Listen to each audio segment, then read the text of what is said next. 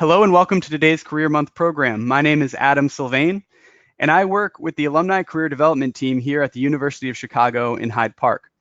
I'm delighted to welcome you to our webinar entitled The Power of Mentorship, an alumni panel discussion. Today we will hear from 3 UChicago alumni as they lead a discussion on the role mentorship has played in their careers. Our moderator, Alan Langsner, received an MBA from Booth in 1999 and has been a public equities investor for nearly 20 years. Adam DeSola-Poole is an investor, mentor, entrepreneur, and new technologies competition judge with 20 years of experience in clean energy and water and hardware companies. He has helped launch over 20 companies in emerging markets.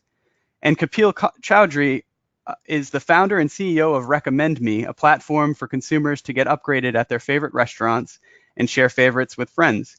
He is also the co-founder and managing partner of I2A Ventures, a venture capital firm with 30 million under management. In just a moment, I will turn things over to Alan to lead our discussion. Alan, thank you very much. Thank you, Adam. And welcome to all our guests and our 2 panelists. The plan today is to ask each panelist 6 questions, and we'll alternate between panelists. And at the end, we'll have a Q&A session moderated by Adam Sylvain. If the panelists are ready, I'm prepared to launch the first question.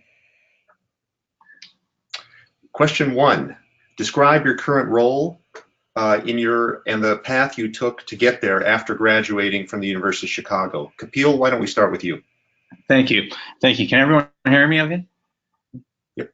Got it. Thanks.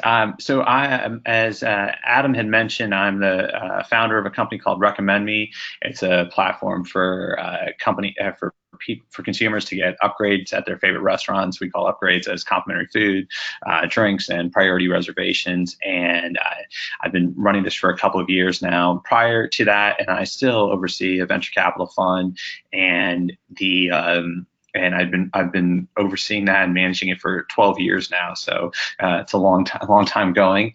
I got into this space. So right out of the University of Chicago, I had a number of internships during my undergraduate career, and I started off in investment banking, and that was in 2001 during the dot-com crash, and it was not a fun place to be, and it was also not what I was seeking to do. Once I started getting into it, the work was not the same, and so I went to Silicon Valley. I had family, friends, and mentors that were in the Silicon Valley area, and I started getting exposed to venture capital, and it was a space I just wanted to try to get into. Venture capital and entrepreneurship was really exciting to me, and I literally just tried working for mentors as basically as an externship or whatever you would call it once you graduated from college. And I did anything I could to get experience. And then through a couple different paths, I started working at venture development firms. I came back to Chicago and started working with venture development firms in the area. And with the success that we actually had investors who had been wanting to commit more early stage capital to the Chicago ecosystem. And they saw the work that we were doing and they said, we'll back you. And we created a fund and they backed us out of it. And so that's how I got my start in venture capital. And then I think as starting now on the entrepreneurial side, I just looked with envy at the entrepreneurs I was backing for the last so many years, and what we're doing at Recommend Me in terms of being able for friends to be able to share their favorite places and to reward and to continue to experience great hospitality. It was something that was always on my mind, and I finally took the leap and said I wanted to go do it myself. So I'm still learning on how to do that right now and taking that path here. But that's how I got to where I am. That's great. Thank you. How about you, Adam? Thank you, Alan. That's really interesting, Kapil. I was a University of Chicago geography student, and my whole career theme has been in pioneering geographies.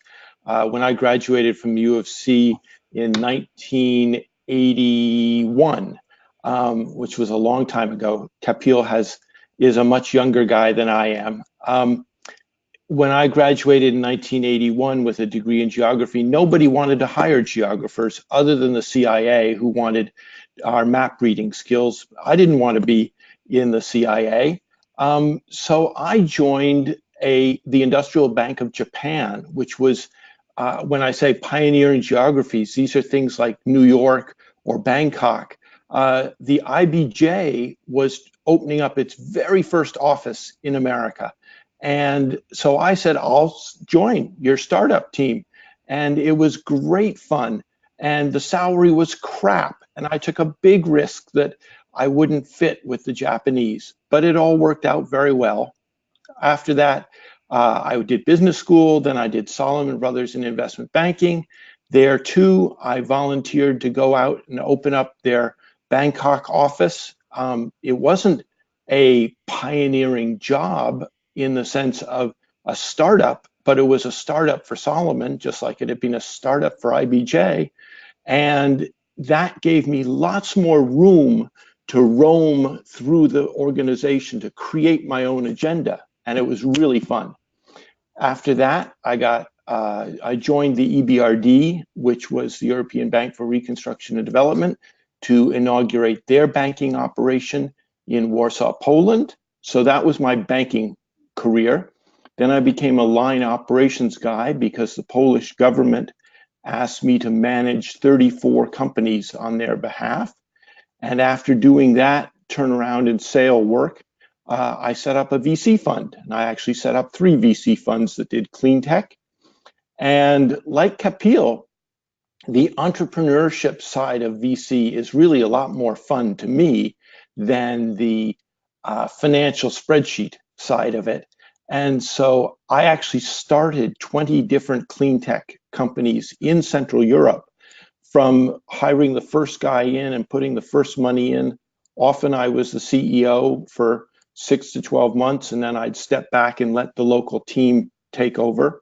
And so after building up those 20 companies, of which 16 survived, 4 went bust, I sold them off and I retired back to Cambridge, Massachusetts. And there I'm now in my final stage of my career doing mentoring of startups. I do it all pro bono as part of the give back, or I take some equity in the company, but I don't do anything for cash anymore. And I sometimes do investing in those companies that I know very well and believe in. So that's my story. Alan, back to you. That's an excellent answer. Both very interesting career paths. Adam Sylvain also prepared some poll questions for the audience. Adam, do we have any time to ask the first one? Absolutely. Here it is.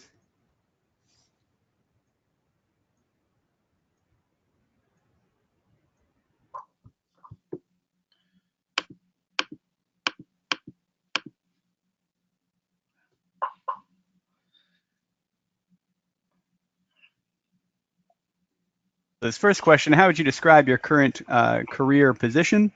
And our options are early career, less than 10 years post-undergrad, mid-career, between 10 and 20 years post-undergrad, senior management, which we're identifying as 20 to 30 years post-undergrad, and late career, 30 plus years post-undergrad. So we've still got a few responses coming in, and then I'll be happy to share those.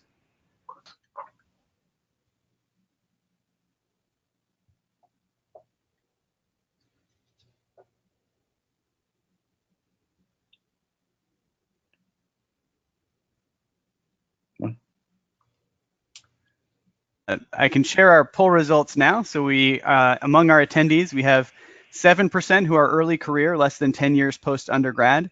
We have 36% who are mid-career, another 36% who are senior management, and 21% who are late career. That's great. Nice distribution. All right, moving on to question number 2. What have been the most critical decisions you've made in your professional success? Adam, why don't we start with you this time? Thank you, Alan. Certainly going to these underserved or pioneering geographies, even if they were New York and London, Bangkok, places like that, have been crucial to allowing me the freedom to build my own agenda and to shape the way the company, even when it's a large company, has developed. Obviously, that takes risks. and I urge everybody to take risk. Sometimes it doesn't work out. When I went out to Thailand and set up the office for Salomon Brothers there, it pretty much didn't work out, not because I didn't do something wrong, but because Salomon got ensnared in the treasury bond scandal. They tried to corner the treasury bond market and got caught back in New York. And the Thai government said, why should I give you a license when your own home government has suspended your license? And so they kicked me out, and in 2 weeks I had to depart the country and head back to New York, which is why I ended up actually at the EBRD in London, because a headhunter called me knowing that there weren't many places left in New York for me to land. So taking risks, going to underserved markets, those are really important things to do. Great. Kapil? I have a long way to go to get to Adam's level of success, so and to anywhere near that. So the venture fund that I manage, it's still companies are still in progress, and my company's in the early stages recommend me. But I would say this is that probably with the theme of the webinar, my biggest regrets on the venture side, it wasn't the company we backed or the company that we didn't back. It was the people that we didn't back. And we're a technology venture fund, and we're investing in the greater Chicago area in the Midwest. And we were across multiple industries, and every company that's gone well in our portfolio, it was all based on a couple things. Who were the entrepreneurs that we backed? And the ones that we missed is, like, we should have backed that entrepreneur. I didn't understand the business model or the business plan. And now I'm done. If I was ever investing again, I'm done evaluating. I'm evaluating how that person put together the plan. I'm done evaluating that plan, because that ends up never working. I think good entrepreneurs, they figure it out. And I was listening to a podcast earlier this morning and said it's the entrepreneurs who keep, when something happens and they make it through the pivots and they're ready to keep going, those are the ones who end up succeeding. And I think that's the case for a lot of people. Even like our most successful companies, they all had really big challenges. The most successful companies that we all see and we use daily, that they had really big challenges and they made it through it. And I think the other thing that I wish that I'm trying to do a better job now is like getting the right advisors on board, or mentors, however you said it. And like what Adam is doing for the companies that he mentors, that just makes such a big difference. And there were times on the venture side that we managed a very small fund, and we were too focused on the pool that we had of equity. And I could look back and say now everything that when we started expanding it started at 10 million, my fund, and it expanded to 30 through our follow-on investments that we've done. And that all came down to getting the right investors and entrepreneurs on board, people who had far more success than I had. And once they joined and got involved, things got better for us to raise money. We expanded our portfolio base a lot, and people were more attracted to investing when it was not just investing in something that I ran, but it was that the other two members were involved with, or the 3 or 4 members. And so getting the right people, backing the right people, working with the right people, but then getting the right people to support you has been the driver to the upward trajectory. So people, commonality. Alan, can I comment on what Kapil just said? Because one of the things we did in Central Europe, along the lines of what you were just talking about, Kapil, is that we went and we spent a week living with each of the entrepreneurs that we invested in. And we saw how their families functioned, whether their spouses and kids were committed to building this business. Because if they had the hardship of going through the first 3 to 5 years of building a company, and the whole family was on board, that really helped. And so by spending a week on the ground with them, we diligenced the people versus the plan.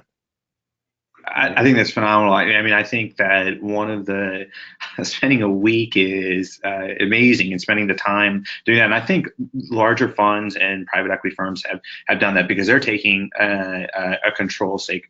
On the small side of venture funds, my frustration with it is people were just funding without spending any time with the companies. And you would go into, I recently sat where a venture investor that I like and who I've given guidance to on as they've expanded their fund is saying that they said that they don't invest in a company, and not even spending a week with them, which I think is amazing, is that they don't invest in the company unless they all have dinner with the entire team and they see how everything is working. And I think so few funds do that, is they spending the time. Everyone's in a rush to get things done quickly, but the time in the long run is just so much more worth it.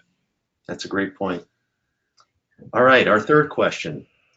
What advice would you offer someone looking to enter, I guess in this case, the venture capital field, but if you have thoughts on alternative energy or tech, it'd be interesting to hear that as well. Adam, why don't we bounce it back to you? Well, certainly I'm going to comment on the renewable energy side because that's where I think I can really differentiate what I can say from what Kapil can say. In renewable energy, we're going to see a big decentralization of energy in general. It's not going to be a big generator based, let's say, in Iowa, servicing the entire Midwest. It's going to be residential solar, it's going to be community wind, and there's going to be a lot more jobs in the area of batteries, storage, and management of small island, you might say, grids. When I talk about an island, I mean like a block or a community or a city or even a county. With that focus, clearly one of the key things that I think everybody should have is some line management experience before you become a financial person. I now basically hire people who run companies more than I hire pure financial or consulting people. And thus, to get jobs in running real businesses, I find having coding skills or having engineering skills is really important. And coding skills are certainly something you can learn at any stage in your life.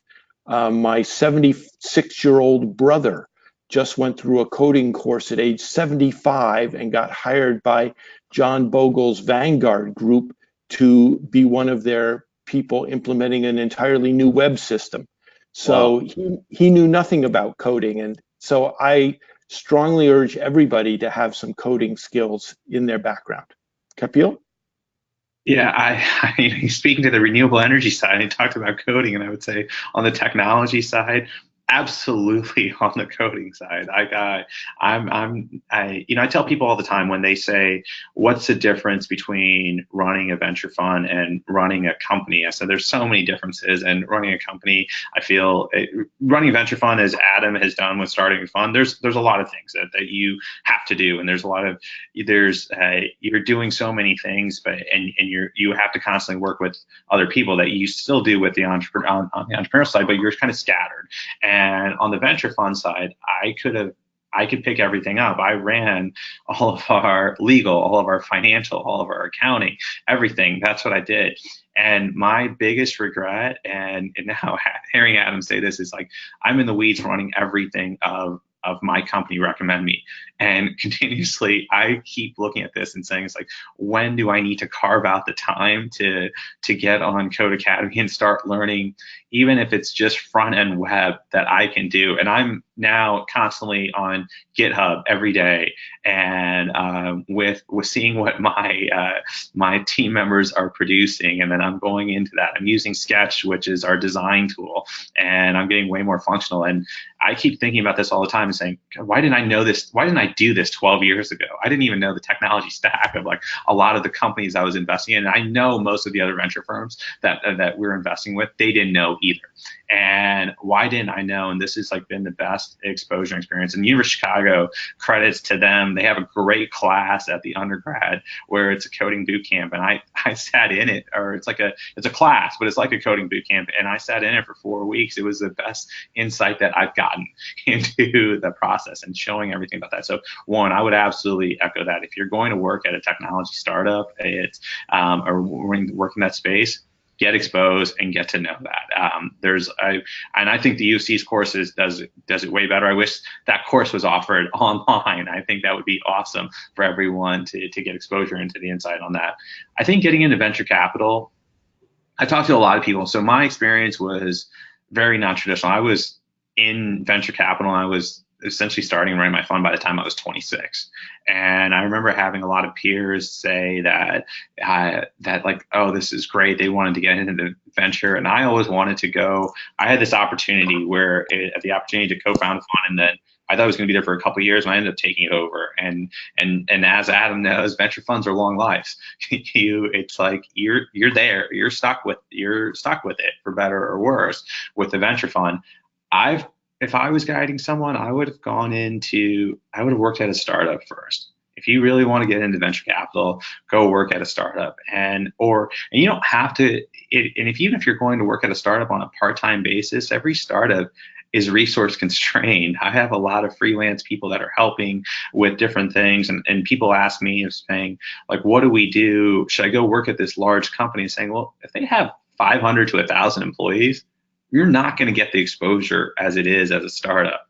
If you want to work with startups and you want to invest in startups and you want to do that, and that's the essence of what venture capital is, better get startup experience, either working full-time there directly, or you have to play a meaningful role on a part-time basis. And I think what Adam has done, and taking the risk, and what I've done is saying, the way I got into a lot of the things I did is I worked for free.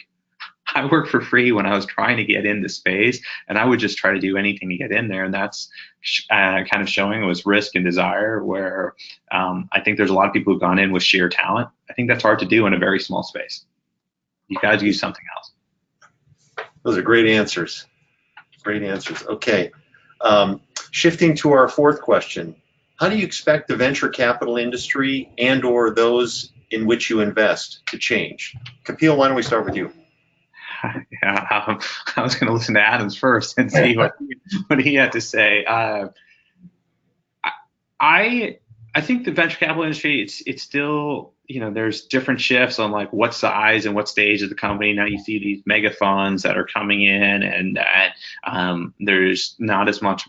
I think there's a lot of money at the seed early stage, because entrepreneurship has become in vogue, and there's a lot of people who want to invest in the next company. And then what I see is that like all the companies that are investing in the mid stage, they say there's a crunch, that there's not enough investors, but the investors say there's not enough companies. And then at the later stage, where everyone wants to get into the proven winners, there's a lot more money coming in. There's coming in the dilution.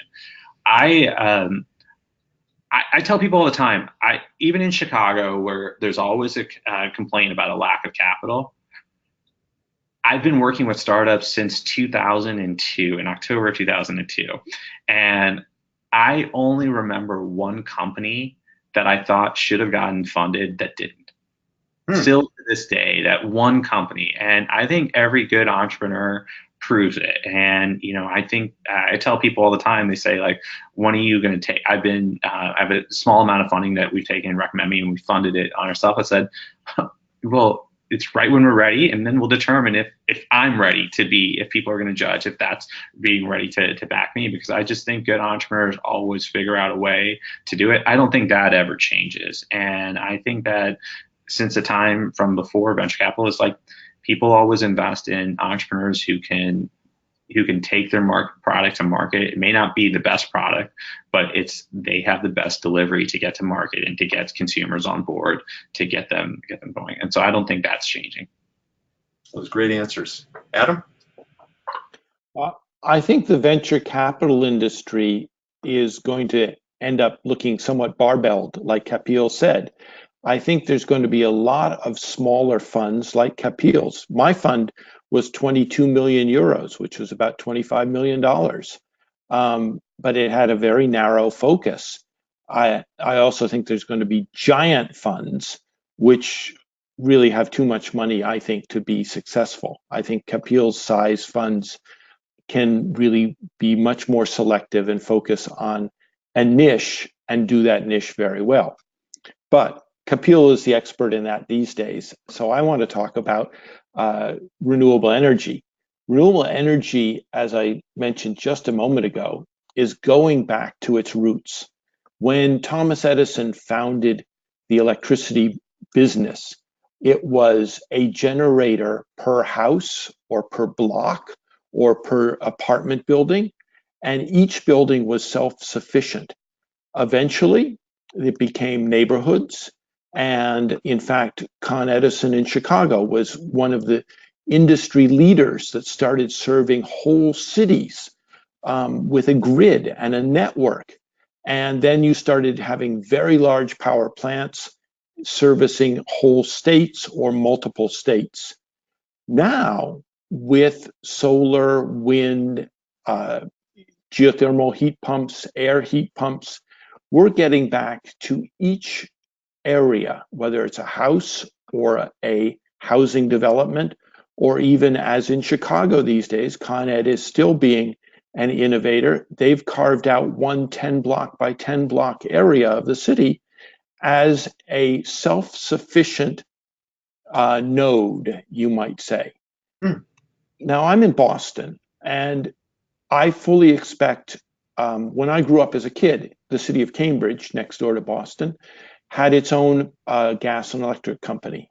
I expect it to come back to that, where the city of Cambridge will have its own electricity company, and it will be connected to the next town over, Somerville, Boston, Watertown, and those towns will be connected to their next towns.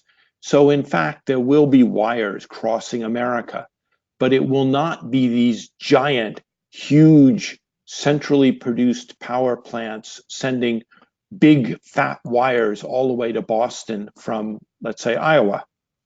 It will be local production, local management, and some interconnection to your neighbors so that there is resiliency if you have a small problem in your particular area.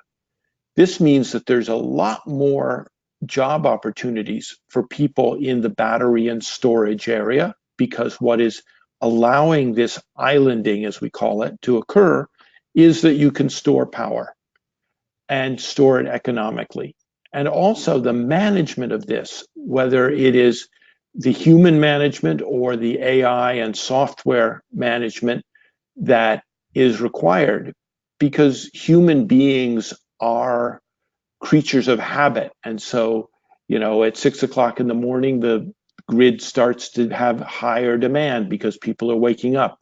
And at 9 o'clock at night, it starts going down again.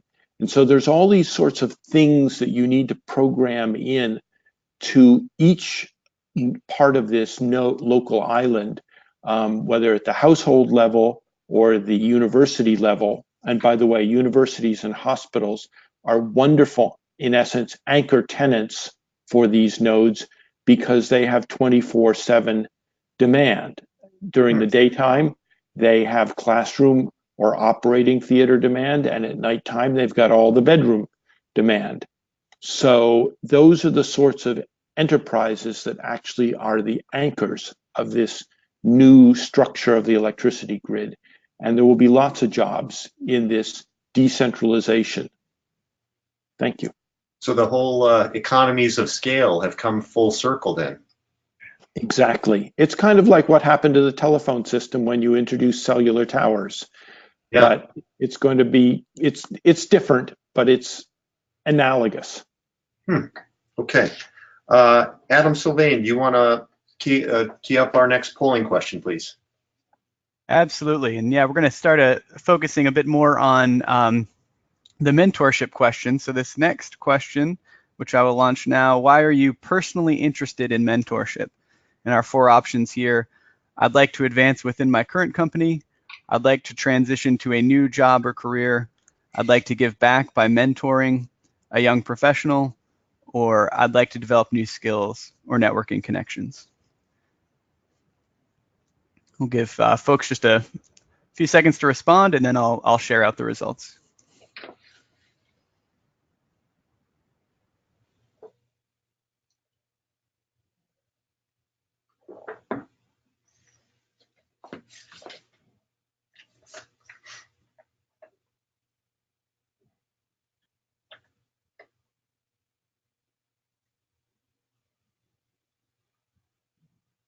All right, just a few more seconds if anybody is waiting to submit their response.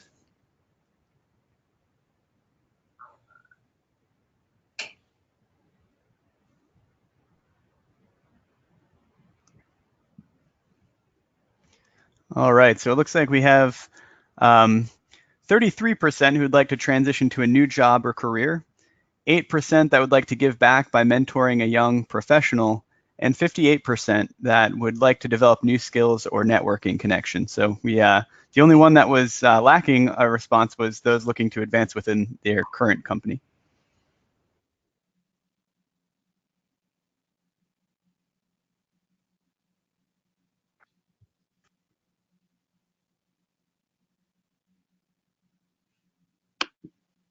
All right. Question 5. Yep, question 5. All right. Take it away.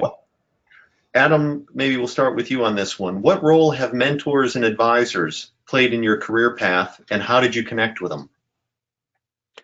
In general, I've found that any senior white-haired sort of person like I am now is generally quite happy to give answers to questions so long as they are tightly structured and well-focused in essence. And so, for example, when I was a young guy with the opportunity to go out and set up Salomon Brothers office in Thailand, I asked lots of the senior managing directors, what do you think the pros and cons of this new job opportunity are? And from all over the firm, they gave me answers. And that's the sort of tightly structured question that I think is good for people to ask. If you ask a broad question, then such as like, where do you think I should go in my career? The old guy isn't going to be able to answer that very well. I also find that you can get good people by looking at local accelerators. So I'm a mentor in Techstars. I'm a mentor in the MIT Enterprise Forum. And if you look at these local accelerators, these pictures of all these mentors are on the sites, and you can say, aha, so-and-so is a mentor in Techstars, therefore they probably are willing to volunteer their time for me. That's the same sort of thing as the University of Chicago WISR program does. There's a bunch of different places, but I recommend looking at the local accelerators for people who are already doing this mentoring. That's great. Kapil? I agree with a lot of what Adam said. I think being very specific on your questions and what you're looking to do, and just being informed on what the mentors have done and like what they are, where they can provide insight. So a lot of people like talking to a lot of successful entrepreneurs and investors, right? And they get bombarded with those questions all the time. But when you can have something very specific towards them, that's really meaningful. And that's the part about building a connection. It's like with any mentors, advisors, or advocates, it's building the connection that way. And I always tell, so one of the things that I've built and I've started, this was outside of my fund and outside of Recommend Me, is a college and career prep mentoring program for underserved students. The organization is called Launch You, and we are a mentoring program.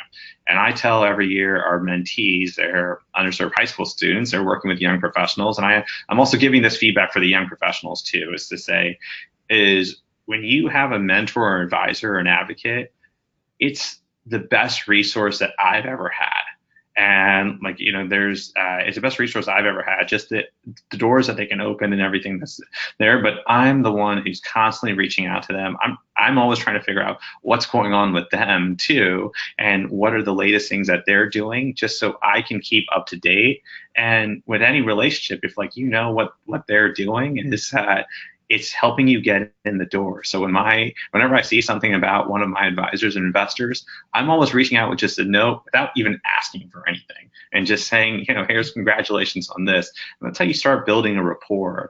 And that's what a lot of people don't look to do, is because they're always just, when I see a lot of mistakes happen when people are trying to get mentors and advisors and advocates, it's like, I need, versus like sharing the information and like making those people feel like a part of your success and a part of what you're doing. Is that that's a big deal. And I think if you're a startup company, or if you're someone that's doing that, I think the first thing is to go get the advisors. And I remember evaluating, when I would evaluate companies and they would show all these advisors that I would know, and I would say to them and saying, what percentage equity do they have in your company? Like, oh, they don't, they're just informal advisors. I was like, that's not really as telling. When someone is taking the time and they care about the equity that they have and they feel as a part of an ownership, they're going to commit a lot more time. So the more that you give people ownership in what you're doing, the more that they take, they'll give you time. Do you find it more helpful or less helpful to seek advisors who are not in your specific field? In other words, if your focus is software, maybe to find advisors or mentors who have worked on the peripheral of the tech industry where you maybe lack knowledge, but so right now, the biggest things for me that I'm like evaluating and trying to figure out who are the right people is to say, I'm going after the restaurant space. It's a space that I've never worked in. I've spent a ton of time in, and I was, you know, one of the things on rolling up a sleeve, I was going to offer, and I am doing this with some restaurants, is saying, let me manage your reservation platform, because I want to see and learn everything that's going on about that. But I'm looking for people that have experience in the restaurant space and that have had success. Fortunately, one of my investors has had a lot of success in the restaurant space. I'm talking to people that are, one of our distribution platforms for consumers is going after property management and residential management companies. So I'm spending a lot of time talking to people on that side and on the marketing side. So I'm talking to a lot of people that are not from true tech startups, because there's a lot of those people in my network already. I want to find people that are in the industry that we're serving. That's great. Very interesting. All right, Adam Sylvian, do you want to tee up our final polling question, please?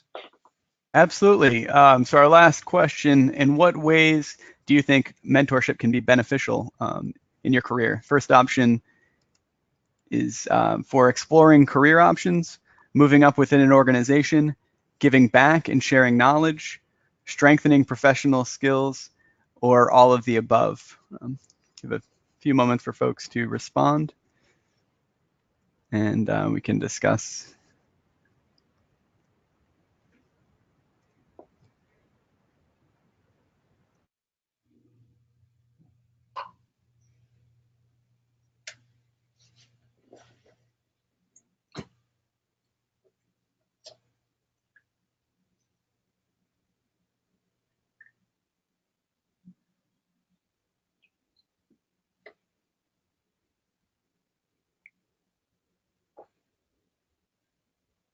All right, so it appears very few people were tricked. 69% said all of the above. We had a few responses as well for 23% exploring career options and 8% giving back and sharing knowledge. All right, last question, and I guess since this is a mentorship themed event, we should ask, last but not least, the best way for people to reach you guys, and are you on the WISR platform? And I'll say up front, just in the spirit of full disclosure, I wasn't even aware WISR existed until about a year ago. So I'm sure there's varying levels of knowledge on it. But in general, how should either panelists on this call or how do you get in touch with mentees, as the case may be? Kapil, do you want to start? I am not on the WISR platform yet. I saw it this weekend. I heard about it this year. I will be. I will. That's one of the things I need to do is to sign up on it. That's a good way. Look, I think if there is, I think Adam, described it best in saying if there's specific questions that I'm always available via email. And right now is our extremely busy period for what we're doing because it's easy to get restaurants on board in January through March in Chicago when people aren't going as much. So it's a very busy period. During the summertime, they are less willing to take time with us.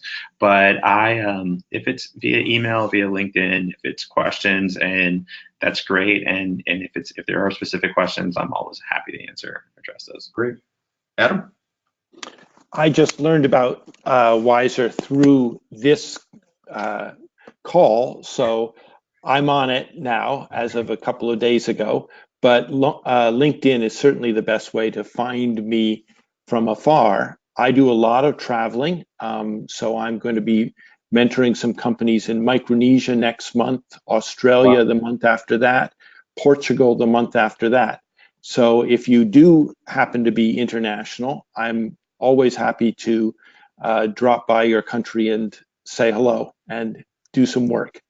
One of the biggest ways that I'm of help to companies is that I'm a member of many angel groups. And within these angel groups, we have internally bios of every other member. And so, for example, for a Brazilian sport social app, I was able to introduce them to other investors who were interested in Brazilian companies because I could look into my own confidential databases and find other people who had specifically that sort of interest. So, and I'm sure Kapil is part of these sort of groups as well, and you are probably, Alan, as well. So once you have your advisor pool, and I agree with Kapil, I pay a lot more attention to the company when they've given me 1% to 3% of the company than when it's just a voluntary call. I basically say that I'll do completely pro bono an hour a month, but I won't do more than that. If you want more time, you actually have to provide some equity, and then I work very hard for the company. But once you've gotten your advisors on board, use them to find other people who they may not even know, but who they have credibility with because they're part of the same groups. Makes sense. Well, thank you both for that. That's the formal part of the panel discussion. I wanted to turn it back now to Adam Sylvain in case the audience has any questions. Absolutely. Yes. Thank you all for your thoughtful reflection on those questions. We have time for, I think, just a couple of questions. And one we have here is, what has been the most, if you can kind of focus in on maybe one experience, what has been your most rewarding experience of mentorship as you reflect on your career thus far? Adam, you want to kick that one off? Well, I was in Romania, and the president of Romania suggested to me that I bring on board one of these local entrepreneurs into the gas pipeline company that I had created. And this guy knew a lot about Romania, but didn't know anything about gas.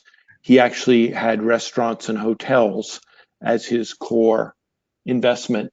But I worked very closely with him to bring him up to speed about clean tech and why being energy efficient was actually so important. And he rolled this out into both his hotels and his restaurants. So I had a very important social impact. But I also helped him and his son work on the son's college application. Because the father said, I don't want my son to be stuck in Romanian restaurants and hotels. I want him to have a career that's possible anywhere in the world. And it was very rewarding that the son got into a good university, and this built the trust and mutual obligations that you need to have with entrepreneurs in emerging markets, because there's a lot of tendency for them to think about money first and not the long term. And when you build this sort of relationship, you actually can have a much more successful ecosystem and exit and company.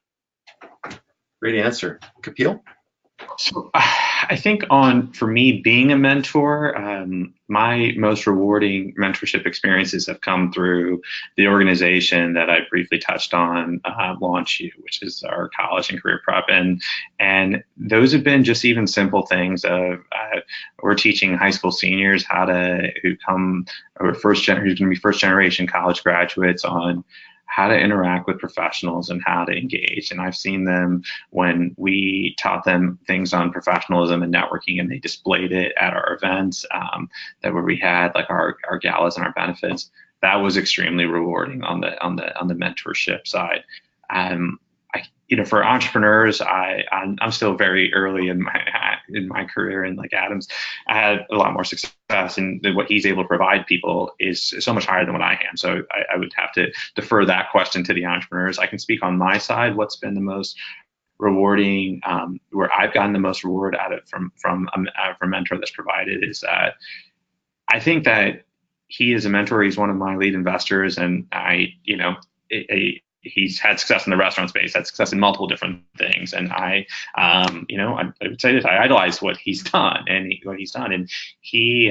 I consider him a mentor. He considers me a friend.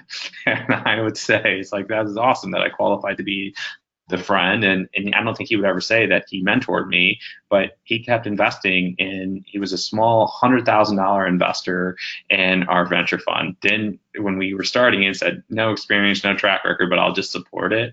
Now, as we've grown our assets under management, he's at 50x times that he's put into all the other things and led that.